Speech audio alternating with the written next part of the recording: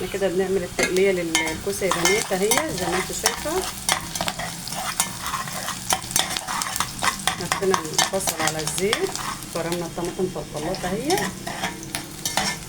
زي ما احنا عملنا للفاصوليا هنعمل للبطاطس.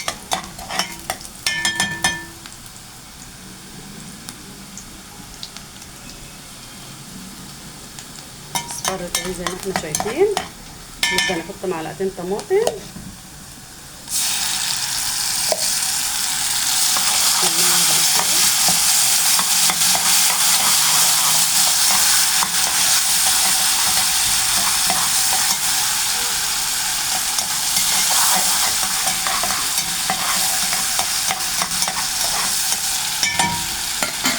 مرت اهي. نبدا ناخد الطماطم كلها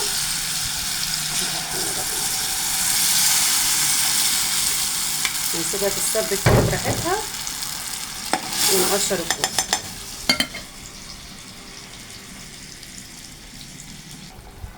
التسبيكه اتسبكت اهي يا بنات زي ما انتوا شايفين. هنحط الكوسه بتاعتنا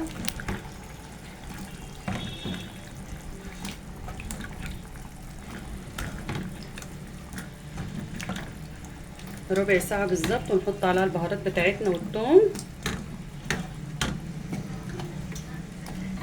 نقلبها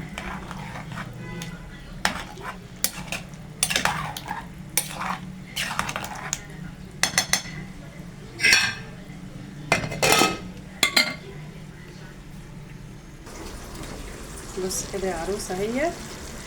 الشوربه نشفت اهي. بصي زي ما احنا شايفين اهي. خلاص هنحط الميه بتاعتنا زي ما انت شايفه كده. حط البهارات بتاعتك، كمون، فلفل، حبهان. لو عايزه تحط ورق لوري حط ورق لوري عادي. التوابل بتاعتنا